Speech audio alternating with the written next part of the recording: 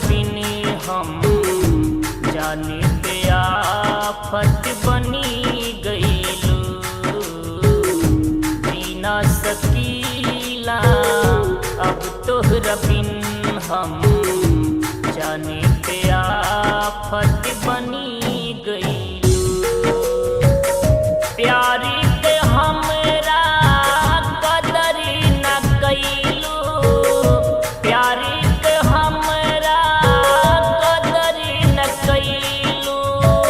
दुश्मन के ताकत बनी गईलू।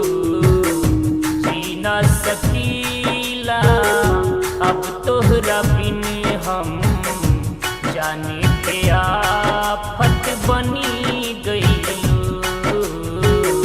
जाने पे आफत बनी गईलू।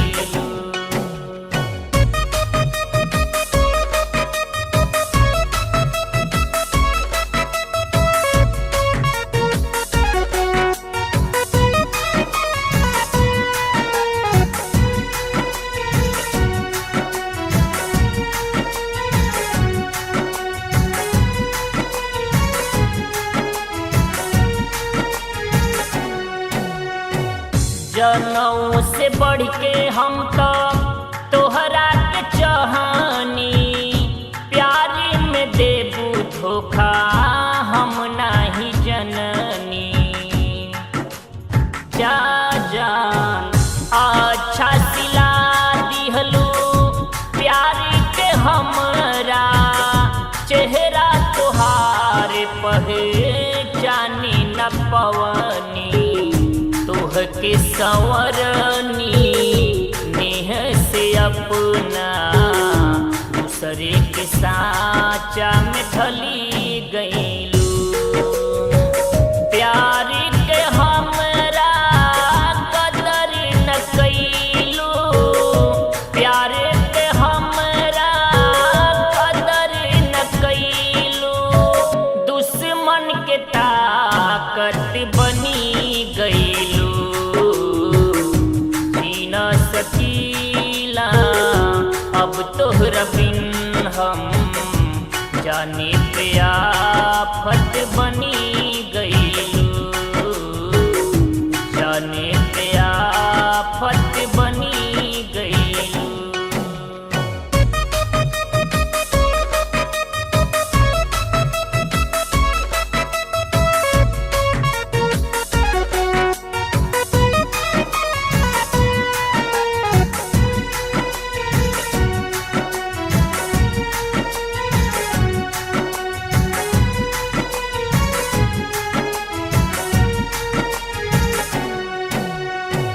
तोहरा बिना अब तक जियरा न मानी।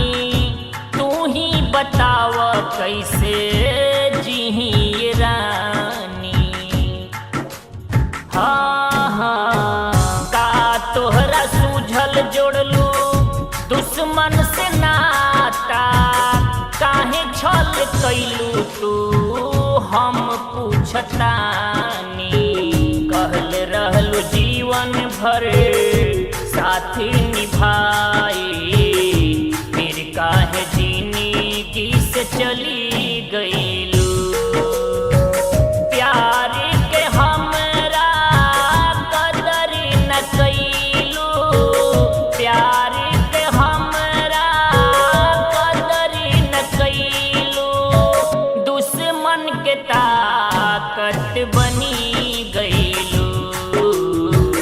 जीना सकीला अब तोहरा बिन हम जाने पे आफत बनी गईलू। जाने पे आफत बनी गईलू।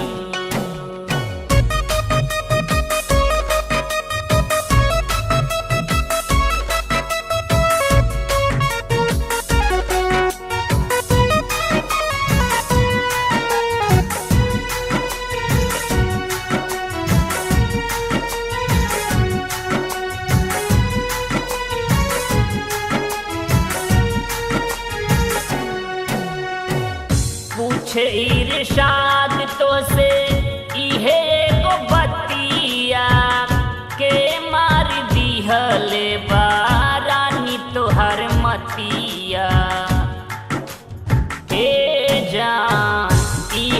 सोचतानी हमसे भइल का खताबा, आँखी फूट गइल हमार बाटे किस्मतिया। अमरी जितेंद्र तोहके कबो ना भुलई है, भलही तू बेवफा बनी गइलू। प्यार के हमरा कदर न कइलू, प्यार के हमरा कदर न कइलू। दुश्मन के ताकत बनी गइलू।